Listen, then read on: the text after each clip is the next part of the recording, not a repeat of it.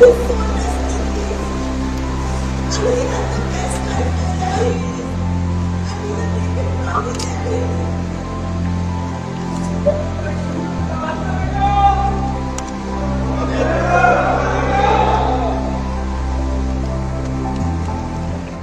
तस्वीर जिसमें दो साथी हमसफर बन गए, हम कदम बनने की कसम खाई, हंसते हंसते एक दूसरे के साथ सुनहरे सपने सजाए, आंखों आंखों में एक दूसरे से वादा किया, साथ जिएंगे साथ मरेंगे।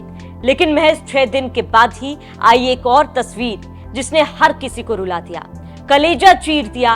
सुंदर नजारे, हसीन ख्वाब, जीने मरने की कस्में, एक ही पल में सब कुछ उजड़ गया।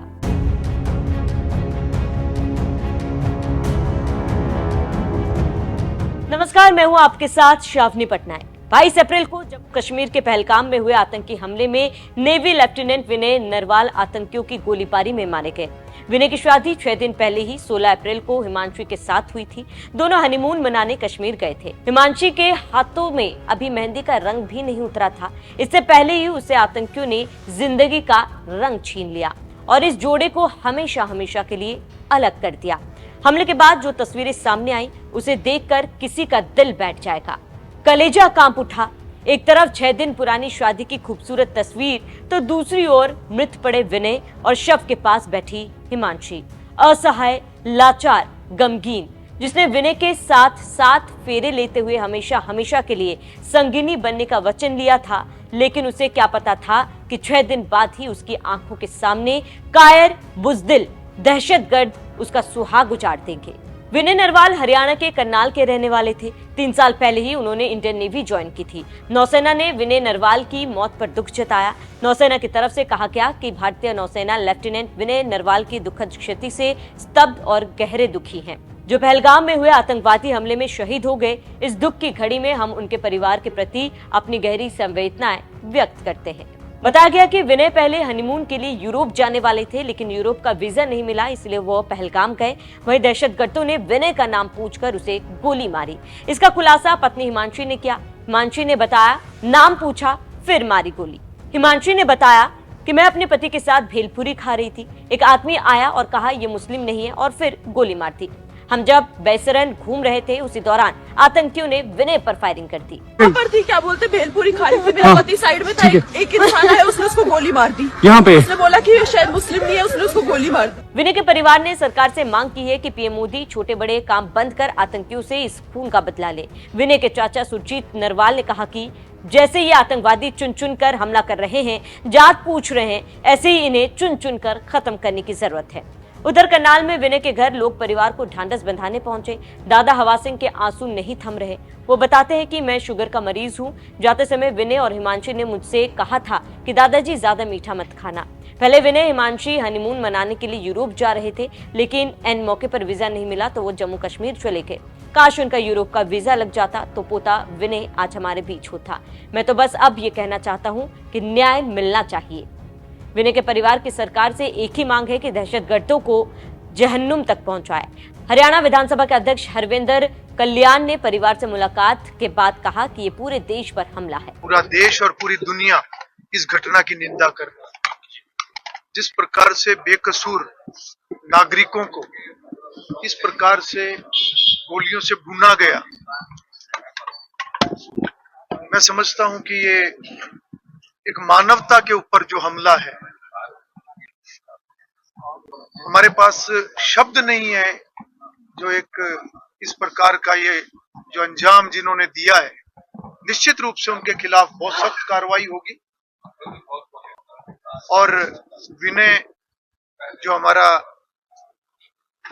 बच्चा था, हमारे क्षेत्र से हमारा गौरव था, नेवी के अंदर कार्यरत था और कुछ ही दिन पहले उसकी शादी हुई थी।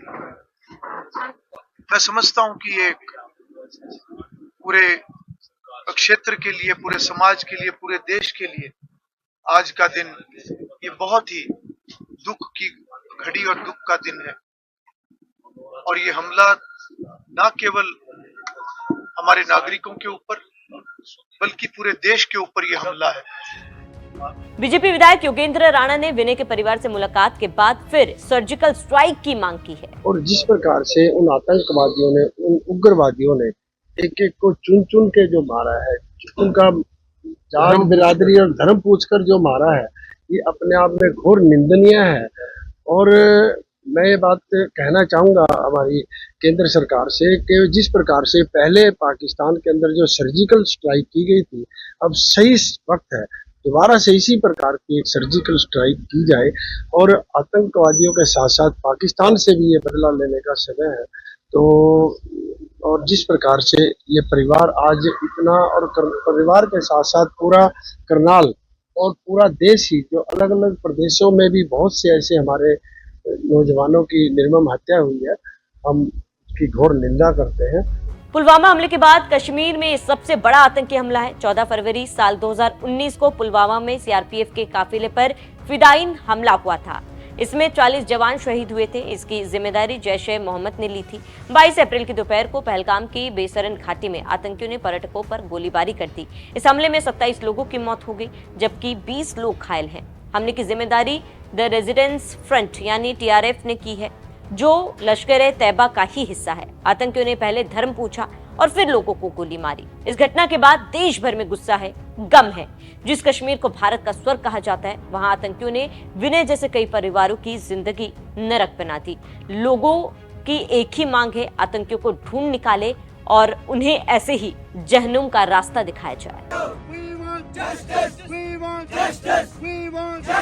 सारे जहां से अच्छा हिंदुस्तान हमारा, सारे जहां से अच्छा हिंदुस्तान हमारा। हम बुलबुले हैं इसकी, ये गुलसिता हमारा। हम बुलबुले हैं इसकी, ये गुलसिता हमारा। हमारे अभी इधर जमा होने का मकसद, जो हमने अभी ये जेंटल मार्च किया है, हमारे यहाँ जमा होने का मकसद, जो आज पहलगाम में टेरर अटैक हुआ है, हम पूरे पहलगाम की तरफ से इसकी पुरजोर मजम्मत करते हैं। जिसने भी ये बुज़दिलाना हमला किया है, हम पहलगाम के बाशिंदे, पहले हम हिंदुस्तान के बाशिंदे हैं, उसके बाद हम कश्मीरी है। हम उसकी तरफ से, अपने पहलगाम के अवाम की तरफ से इस बुज़दिलाना हमले का पुरजोर मजम्मत करते हैं। जिसने भी ये आज ये बुज़दिलाना हमला टूरिस्ट पे किया है, ये टूरिस्ट पे अटैक नहीं है, ये पूरी इंसानियत पे अटैक है। आज इंसानियत का कत्ल हुआ है। जो गवर्नमेंट है जम्मू एंड कश्मीर की, हम उनसे पुरजोर मजम्मत करते हैं कि उनसे इल्तिजा रिक्वेस्ट करते हैं कि जिसने भी ये हमला किया है, कातिल को जल्द से जल्द पेश किया जाए। इस हमले की पुरजोर मजम्मत करते हैं। We want justice! We want justice! मजलूमों का कत्लेआम बंद करो, बंद करो। मजलूमों का कत्लेआम बंद करो, बंद करो। इस हमले में जिस भी फैमिली ने कोई भी मेंबर गवाया है, हम उसके साथ शाना बशाना है। जो दुख उनके साथ, हम जो दुख उन्होंने आज उठाया है, हम उनके साथ, वो हमने भी पूरा, हम उसमें पूरा शरीक है। जिसने भी है, हम एक बार फिर बोलना चाहते हैं, जिसने भी है हमला, बुज़दिलाना हमला किया है, हम फिर से इसकी पुरजोर मजम्मत करते हैं। जरूर।